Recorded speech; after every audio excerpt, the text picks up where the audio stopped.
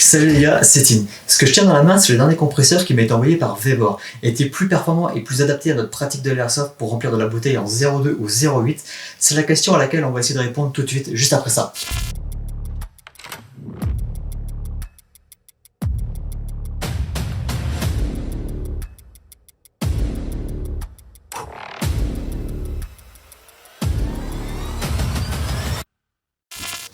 Allez, comme dit dans notre vidéo, on va passer derrière et on va déballer ensemble le compresseur de chez Vevor, à savoir la version portable 350 watts. Allez, on se retrouve juste derrière. C'est parti, on se retrouve donc pour la partie unboxing. Donc j'ai déjà pré-ouvert le carton histoire de faciliter un petit peu le travail. Donc ça vient de chez Vevor. Vous avez le petit frère qui se trouve juste ici. Donc c'est un sachet dans lequel vous avez différents accessoires. La prise secteur pour alimenter votre compresseur directement sur le secteur. Une prise pour le brancher sur votre batterie de voiture.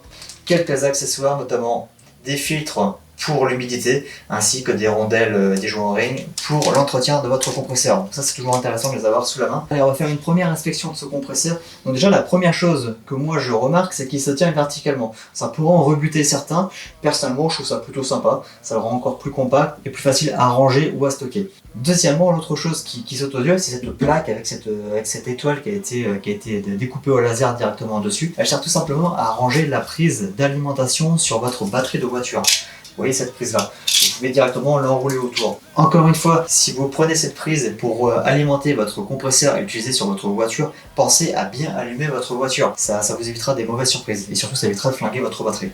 Alors l'autre différence avec son petit frère, c'est que maintenant vous avez deux sorties d'aération au dos du compresseur, une ici et une ici. Alors l'avantage, c'est que ça va sûrement permettre une ventilation plus importante, donc un refroidissement plus conséquent. L'inconvénient, c'est que ça risque de faire beaucoup plus de bruit. Donc on va voir tout à l'heure lors du test si c'est le cas, mais à vue de nez, j'aurais tendance à dire que ça va être beaucoup plus bruyant.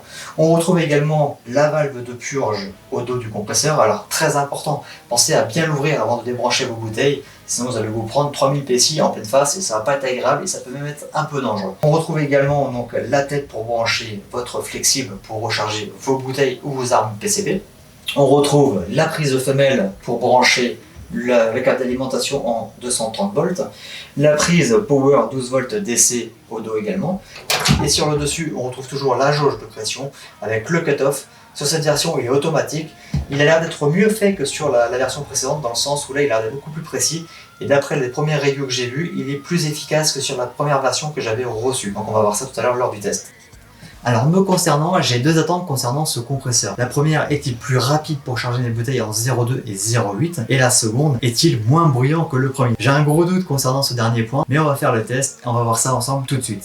Alors avant de procéder au test de charge et de bruit, je vais dévisser le flexible de recharge pour tout simplement vérifier s'il y a bien un filtre à l'intérieur. Parce que nos amis chinois, des fois, ça leur arrive d'être un peu tête en l'air et de pas forcément le mettre. Donc là, pour le coup, on voit bien qu'il y en a un à l'intérieur. Donc c'est parfait. D'ailleurs, il a un peu été écrasé. Hein. Je sais pas si c'est tout à fait normal, mais j'ai l'impression qu'il a été écrasé avec le doigt. Donc on va le brancher et puis on va procéder au test et puis voir ce que ça vaut concrètement en termes de bruit et de rapidité. Alors pour le branchement, il y a des gens qui mettent ça sur le compresseur ou sur le compresseur. Il n'y a pas vraiment d'ordre pour le faire a priori.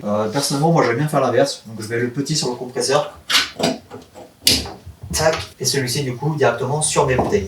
Donc là, la ventilation de compresseur s'allume. Effectivement, en termes de bruit, ça va être un peu au-dessus de l'autre. Je vais prendre une bouteille. Donc on va prendre une bouteille en 0,2. Donc comme vous pouvez le voir, hop. Elle est vide. Bon, elle est quasiment vide. Hein. Donc ce premier test, j'ai rempli une 0,2, donc ça m'a mis à peu près 4 minutes 20 pour la remplir. Donc je vais vous montrer directement sur le preset. Donc vous allez voir qu'à la jauge du preset, la bouteille est bien remplie à 3000 PSI. Ce qu'on va faire avant de porter des conclusions, c'est que je vais faire un autre test de remplissage sur une bouteille en 0,8 pour voir le temps que ça va mettre et si c'est plus efficace que sur son petit frère. Allez, on se retrouve tout de suite. Donc comme vous pouvez le voir au preset, la bouteille, elle est vide. De son. J'ai mis une application pour les décibels, donc je vais coller ma caméra, donc je suis à peu près à 1 mètre du tout. Là on est à peu près à 83 décibels, 83, 84. Quand je rapproche du groupe, on est aux alentours de 90. C'est quand même assez élevé.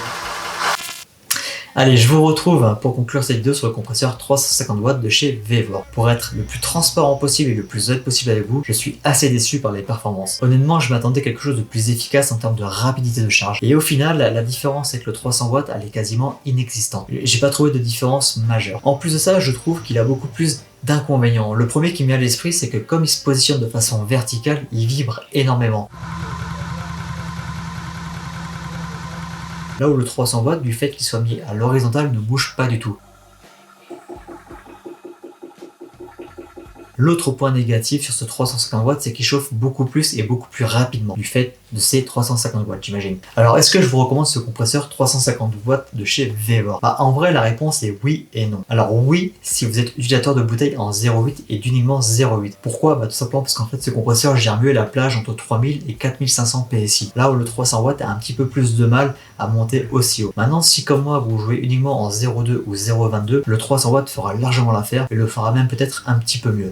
Alors ce qu'il faut savoir, c'est qu'en plus de ça, le 350 watts vaut aux alentours de 250 €. Là où son petit frère, vous pouvez l'avoir aujourd'hui pour 170 €. Franchement, c'est une différence de prix qui est pas négligeable, surtout pour le peu de performance que ça apporte en plus. Si jamais ça vous intéresse, je balance quelques liens dans la description pour pouvoir retrouver le même produit, à la fois le 300 watts comme le 350 watts. Il y aura également un petit code promo dans la description de la vidéo. De mon côté, je remercie également Vevor pour l'envoi de ce compresseur. Ils ont été super actifs et super rapides. Malgré ce que j'ai pu dire dessus, j'espère qu'on va continuer de collaborer ensemble à l'avenir. Et de mon côté, je vous retrouve le 2 novembre pour une partie à la 4 à la Caen Airsoft Team, pour une partie sur un très gros CQB. Donc j'ai hâte de pouvoir tester pas mal de matos et poser une vidéo de gameplay super sympathique. Sur ce, je vous dis à la prochaine, restez fair play, c'était Tin, ciao.